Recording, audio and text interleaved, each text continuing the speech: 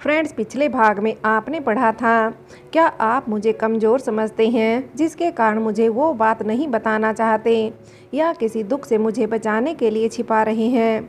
क्या वो बात हमारे बच्चे? कहते हुए अचानक वैशाली का गला भर आया। हर्षित ने उसकी आवाज़ की नरमी को महसूस कर वैशाली को कसकर गले से लगा लिया। कुछ आंसू वैशाली की आंखों से बहकर हर्षित के हाथों पर गिर गए। कुछ बूंदों को गिरने के पहले ही वैशाली ने आंखों में समेट लिया। ये बच्चा, हमारा बच्चा।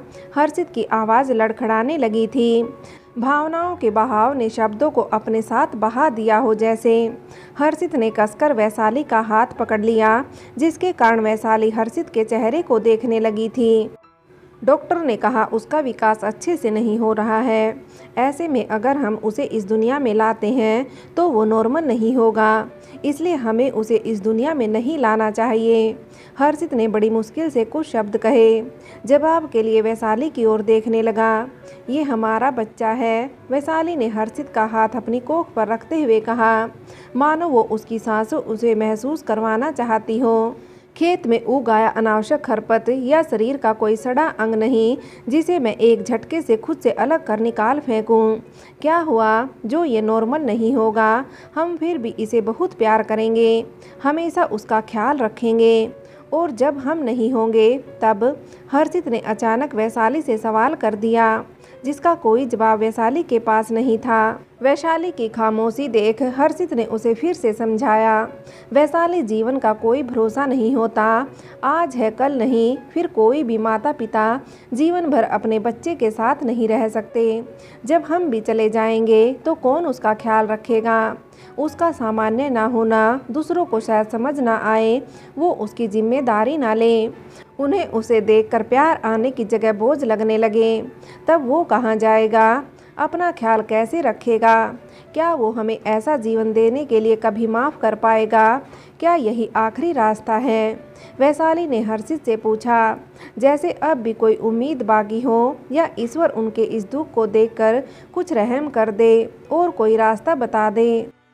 नहीं, कहते हुए हर्षित ने पीछे पलंग पर अपना सिर टिका दिया, आंखों को बंद कर लिया, क्योंकि अब अपने आंसू रोकना या वैशाली की आंखों में टूटते सपने देखना दोनों ही उसके लिए मुश्किल था। आप डॉक्टर और परिवार से बात कर लेना, क्योंकि मैं अब किसी से कुछ नहीं कह सकती। मैं अपनी खुशी के लिए अपने बच्चे को शराब सा जीवन नहीं दे सकती। उसके जाने से दर्द तो होगा, परंतु उसे दूसरों पर निर्भर देख और भी ज़्यादा दर्द होगा। इसलिए मैं उसे आज़ाद करने के लिए तैयार हूँ। वैशाली की बात सुनकर हर्षित ने चौंक कर अपनी आंखें खोली तो वैशाली के चेहरे पर दुख के साथ निर्णय लेने की दृढ़ता भी साफ दिख रही थी।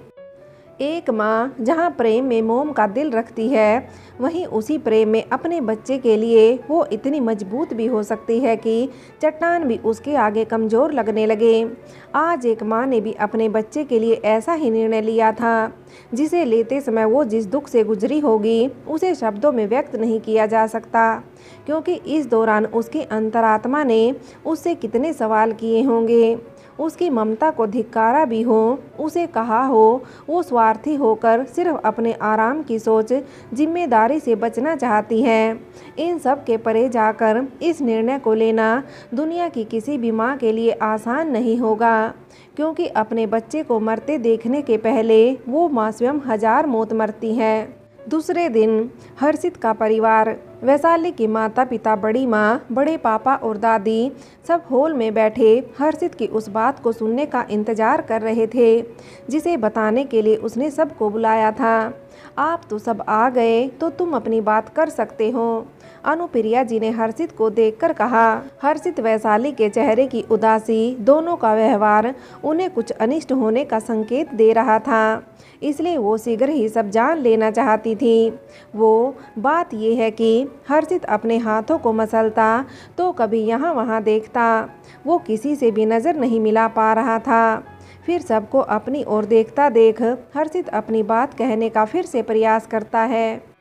डॉक्टर ने कहा कि वैशाली और मेरा बच्चा मतलब हमारा बच्चा सामान्य नहीं है, तो हमें वैशाली का गर्भपात करना होगा, नहीं तो आने वाला बच्चा शारीरिक या मानसिक तौर पर सामान्य नहीं होगा। हम दोनों ने भी यही सोचा है। हम अपनी खुशी के लिए जानबूझकर उस बच्चे को ऐसा जीवन नहीं दे सकते जहां उसे दूसरों पर निर्भर रहना पड़े। इसलिए डॉक्टर को हाँ कहने से पहले हम आप सबको बताना चाहते थे, क्योंकि हमारे बड़े होने के नाते ये सब जानने का आपका अधिकार है। हर्षित ने बिना रुके अपनी बात सबको कह तो दी थी, मगर उसे भी समझ नहीं आ रहा था क्या और किस तरह उसने कहा है। क्या शब्द जो उसके मुंह से निकले उसे स्वयं भी होश नहीं था। हर्षित की बात सुनकर हर किसी के अंदर अनेक भावनाएं जन्म ले रही थी। वहीं सही और गलत का युद्ध सा छिड़ गया था। जहां सबका दिमाग हर्षित वैशाली के इस निर्णय को सही बता रहा था, वहीं दिल उस मासूम को इस तरह दर्दनाक मौत देने से साफ इनकार कर रहा था। वैशाली की मां उठकर बिना कुछ कहे वैशाली के कमरे में चली जाती है। उनकी हैरानी की कोई सीमा नहीं रही जब उन्होंने वैशाली को देखा। वैशाली कमरे में कुछ सामान एक संदूक में रख रही थी। वैशाली की मां ने जाते ही उस पलंग पर बिखरे सामान पर नजर डाली। एक छोटी सी गुड़िया, बच्चों के तस्वीर, कुछ किताबें जिनमें धार्मिक किताबों के साथ बच्चों के लिए तस्वीरों वाली किताबें और गर्भावस्था में देखभाल कैसे करें उसकी जानकारी की किताब भी थी। मेरा क्या कसूर है, क्यों मुझसे हर बार मेरा बच्चा छीन लिया जाता है। वैशाली ने संदूक की कड़ी को छूते हुए कहा, जैसे अब भी उसका मन उसे बंद नहीं करना चाहता, जैसे वो अपने बच्चे के जाने को स्वीकार नहीं करना चाहता। जरूर होगा, तुम्हें पता है रवि और तुमसे पहले मैंने भी अपनी एक बच्ची को जन्म के पहले खो दिया था। कई बार तो किसी किसी के साथ ये हादसा 2 से ज़्यादा बार हो जाता है। वैशाली, औरत को यूं ही नहीं धरती सी सहनशील कहा जाता है। औरत हर दर्द को सहने के बाद भी अपनी जीवन शक्ति नहीं खोती, बल्कि वो तो नया जीवन देती है। इसलिए तुम भी इसे विदा करो, मगर इसके वापस आने की उम्मीद कभी मत खोना। तुम्हारा विश्वास और प्यार एक दिन इसे फिर तुम्हारी गोद में ले आएगा। बस उस दिन का इंतजार करना। जब वो समय आएगा तब सब कुछ अपने आप सही हो जाना है। वैशाली अपनी माँ की बातें सुनकर उनके सीने से लग जाती है। माँ के प्रेम की गर्मी से उसके अंदर का दर्द भी आंसू बनकर आंखों से बहने लगता है। बाहर सब खामोश बैठे थे। सबकी नज़रें रह रह कर वैशाली के कमरे की ओर जाती हैं, तो कभी एक दूसरे को देख नज़रें झुका लेते। मन में कई सवाल थे जो आंखों में झलक रहे थे, परंतु उनके जवाब दे सके वो शब्द किसी के पास नहीं थे। तभी वैशाली की माँ बाहर आई। सभी उन्हें देखने लगे। वैशाली की माँ को उस नज़र का मतलब और उनमें छिपे सवाल दोनों ही समझ आ गए थे। वो अब ठीक है, अब डॉक्टर के पास कभी भी ले जा सकते हैं। वैशाली की माँ ने सबसे कहा, गौरव ऋषिता का घर, तुम दोनों को कुछ दिनों का वक्त दे रहा हूँ। इस दौरान या तो गौरव और ऋषिता के साथ अपने रिश्ते को सुधार लो या फिर मुझे सब सत्य बताना होगा। फिर चाहे उसके बाद मैं देविका का विवाह करवाऊँ या तुम दोनों को कोई और सजा दूँ, वो बिना किसी सवाल तुम दोनों को माननी होगी। गौरी शंकर जी ने देविका और सुदेश जी से कहा और वहाँ से चले गए। उनके जाते ही दोनों माँ बेटी नए नए उपाय सोचने लगी जिससे वो गौरव को मना सके। कुछ दिनों बाद क्या तुम भी अलग रहना चाहती हो? ऋषिता चाय छान रही थी, तभी उसके कानों में सुदेश जी के शब्द सुनाई दिए, जिसे सुनकर वो पीछे मुड़ी। सुदेश जी ऋषिता के पीछे खड़ी थी, मगर आज ऋषिता को उनमें बदलाव दिख रहा था। उसने ध्यान से देखा तो समझ आया, हमेशा सज संवर कर रहने वाले सुदेश जी के बाल आज अस्त व्यस्त थे। जिस चेहरे पर अभिमान दिखता था, आज उस पर उदासी की छाया दिख रही थी। आंखों में क्रोध की जगह अब मौन निवेदन ने ले ली थी। अपने पिता की बात मानकर भले ही गौरव ने कुछ दिनों तक अलग रहने का निर्णय टाल दिया, मगर अपनी माँ और बहन से उसने अब भी दूरी बना रखी थी। देविका का पाँव अब पूरी तरह ठीक हो गया था, परंतु इस दौरान गौरव ने उन दोनों से कोई बात नहीं की। देविका और सुदेश जी ने बात करने का प्रयास किया तो गौरव ने उन दोनों को नज़रअंदाज कर दिया। थक हार कर सुदेश जी ने ऋषिता से बात करने की सोची। मेरे ना करने से अगर वो रुक जाते तो आज बात यहाँ तक नहीं पहुँचती। ऋषिता ने चाय का कप सुदेश जी की ओर बढ़ाते हुए कहा, जिसे सुदेश जी ने हल्की मुस्कान के साथ ले लिया। माँ, आपको अगर देविका के विवाह के लिए गहनों की डिज़ाइन अपनी पसंद की ना मिले तो? ऋषिता ने सुदेश जी को देखते हुए सवाल किया। आजकल तो ऑर्डर देकर अपनी पसंद के गहने बनवाए जा सकते हैं। हम भी देविका के लिए वही करेंगे। सुदेश जी ने खुश होकर कहा। आखिर उनकी बेटी के विवाह की बात जो थी, जिसका सपना उन्होंने उसके जन्म के साथ ही देख लिया था, और अगर यहाँ के किसी दुकान में उसकी पसंद का लहंगा या साड़ियाँ नहीं मिली तो? ऋषिता ने फिर से सवाल किया। तो किसी और शहर जाकर खरीदारी कर लेंगे। आखिर मेरी बेटी की शादी में उसकी पसंद का सब उसे मिलना चाहिए। सुदेश जी ने ऋषिता से कहा। अगर उसे अपनी भाभी और आपको अपनी बहू पसंद ना आए तो क्या उसे भी अपने हिसाब से बना सकते हैं, या वो अच्छी नहीं लगे तो फिर से कोई और ला सकते हैं? ऋषिता के इस सवाल को सुनकर सुदेश जी ऋषिता को देखने लगी। माँ, मैं एक इंसान हूँ, कोई गहना, कपड़ा या मशीन नहीं जिसमें बदलाव किया जा सके। मैं जैसी हूँ वैसी ही रहने वाली हूँ। खुद को ज़्यादा बदलना या अपने सपनों को छोड़ना मेरे लिए मुमकिन नहीं है। इसलिए मैंने इनसे भी कहा और अब आपसे कह रही हूँ, मैं नौकरी लगते ही घर और इन्हें छोड़कर चली जाऊँगी, और जब मैं ही नहीं रहूँगी तो इन्हें भी आपसे अलग होने की ज़रूरत नहीं पड़ेगी। इसलिए आप बिना किसी चिंता के विवाह की तैयारी करें। आपका बेटा हमेशा आपके साथ ही रहेगा। ऋषिता की बातों को सुनकर सुदेश जी को सदमा सा लगा। वो चुपचाप अपने कमरे में चली गई। ऋषिता उन्हें जाता देख फिर से अपना काम करने लगी। माँ, ये देखो कैसा है? ऋषिता ने अपना नया दुपट्टा दिखाते हुए कहा।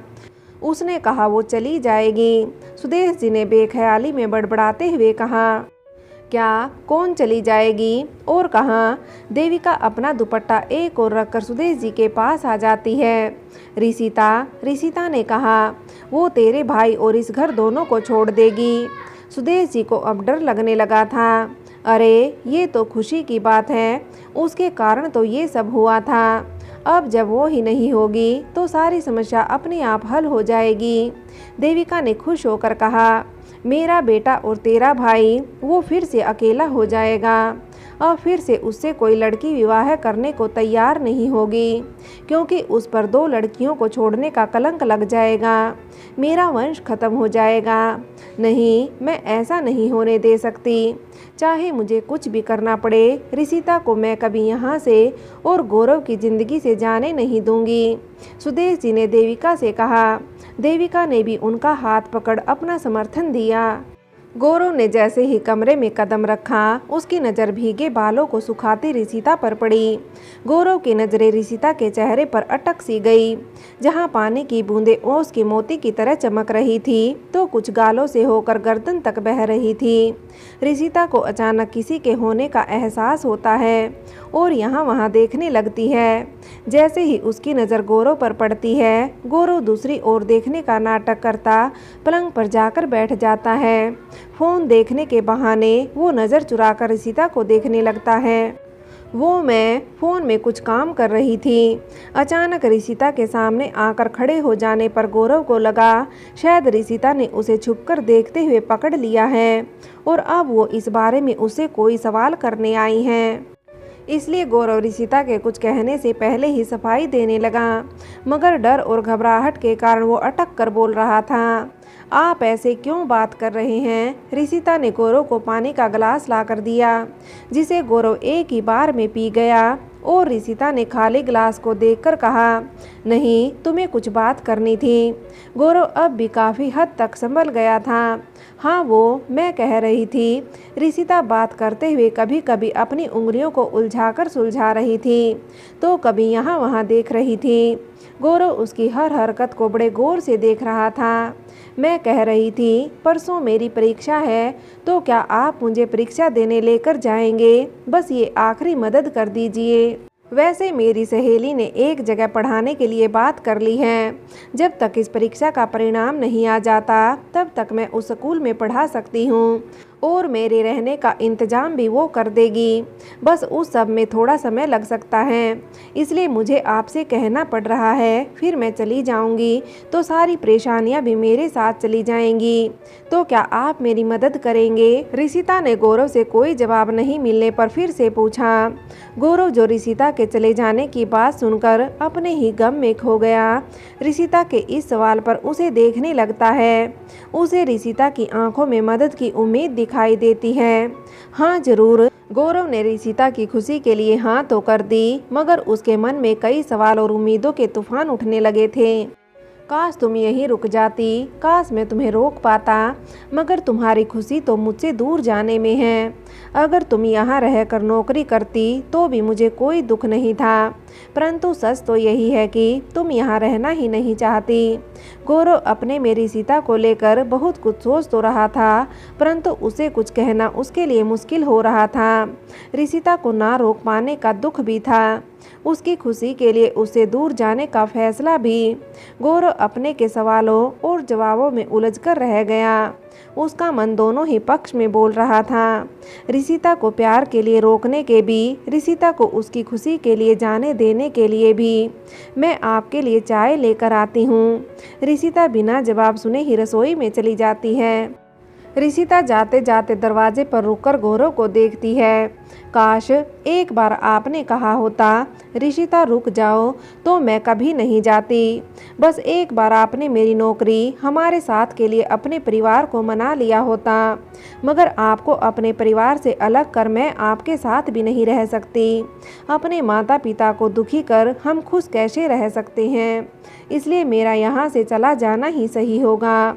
अचानक किसी के हाथ पकड़ने से ऋषिता अपने विचारों के भंवर से बाहर आती है। ऋषिता जब सामने देखती है तो उसकी सोच को एक और झटका लगता है।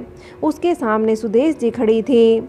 इसके पहले कि ऋषिता कुछ कहती, सुदेश जी ने उसका हाथ पकड़े लगभग खींचते हुए अपने साथ घर के पीछे की ओर ले जाने लगती है। हर्षित वैशाली और अस्पताल से हस्पताल तक का सफ़र में हर्षित को लग रहा था जैसे उसके शरीर में जान ही नहीं बची, ना गाड़ी चलाने की ताकत। वहीं वैशाली खामोश से रास्ते को देखे जा रही थी। ये वही रास्ते थे जहां कल तक गुजरते समय वो खुश रहती थी। आज वही रास्ते उसे कभी ना खत्म होने वाले श्राप जैसे लग रहे थे। हर्षित ने अस्पताल के बाहर गाड़ी रोक दी। उसने वैशाली का हाथ पकड़ा, फिर वैशाली के चेहरे को देखने लगा। वैशाली ने हर्षित को देखा। दोनों की ही आंखों से एक बूंद फिसलकर गालों तक आ गई। फिर वैशाली ने हर्षित का हाथ छोड़ दिया। दोनों बाहर आए, अपने आंसू पोंछकर अंदर चले गए। दोनों ने जैसे ही अस्पताल में कदम रखा, डॉक्टर को सामने ही पाया। डॉक्टर अपने स्टाफ से कुछ बात कर रहे थे। हर्षित वैशाली को देखकर इशारे से अपने पास बुलाया और स्टाफ को वहां से जाने के लिए कह दिया। फिर डॉक्टर उन्हें अपने साथ कमरे में लेकर गए। मैं जानता हूँ तुम दोनों के लिए ये निर्णय बहुत कठिन रहा है। किसी भी माता पिता के लिए ये बहुत मुश्किल होता है, परंतु तुम दोनों हिम्मत मत हारना। अगली बार हम शुरू से हर बात का खास ख्याल रखेंगे, जिससे ऐसी कोई भी परेशानी ना हो। हर्षित और वैशाली चुपचाप डॉक्टर की बात सुन रहे थे। इस बार जो गलती तुम दोनों से हो गई वो अगली बार नहीं होगी। डॉक्टर की गलती वाली बात सुनकर वैशाली और हर्षित दोनों चौंक जाते हैं। गलती हमसे? वैशाली को अब भी यकीन नहीं हो रहा था उसने ऐसी कोई गलती भी की है जिसकी उसे खबर तक नहीं थी। हाँ, मैंने तुम्हारी पुरानी रिपोर्ट देखी है जो कल ही मुझे हर्षित ने दी थी। तुम्हारा पहले भी कुछ परेशानी के चलते गर्भपात हुआ था, मगर तुम दोनों ने उसके बारे में कुछ नहीं बताया। डॉक्टर की बात सुनकर हर्षित और वैशाली ने एक दूसरे को देखा, फिर डॉक्टर को। मैं समझ सकता हूँ, ये वैशाली की पहली शादी के समय हुआ था, शायद इसलिए तुम दोनों ने बताना जरूरी नहीं समझा होगा। परंतु अगर मुझे पहले सब पता होता तो आज शायद स्थिति कुछ सही होती। फिर भी मैं तुम दोनों को यही सलाह दूंगा, अपने आप को दोष देने की जगह अब से तुम दोनों पूरी सावधानी रखोगे। बदले में मैं तुमसे वादा करता हूँ तुम दोनों आने वाले समय में पूर्ण स्वास्थ्य बच्चे के माता पिता बनोगे। डॉक्टर ने हर्षित और वैशाली को सब बताया तो कुछ पल के लिए वो दोनों मौन हो गए। एक पल को दोनों के मन में अपनी गलती से अपने बच्चे को खोने का ख्याल भी आया। फिर दोनों ने ही आने वाले समय के लिए खुद को तैयार करते हुए सब भूलकर आज को संभालना सही समझा। दर्द तब नहीं होता जब शरीर पर चोट लगती है, दर्द तब होता है जब चोट दिल पर लगती है। अकेले तब नहीं होते जब कोई साथ ना हो, अकेले तब होते हैं जब सब दिखावे के साथी हों, जिनको आपके आंसू दर्द किसी भी बात से कोई फर्क नहीं पड़ता। फ्रेंड्स, आगे की कहानी के लिए कहानी का अगला भाग देखें।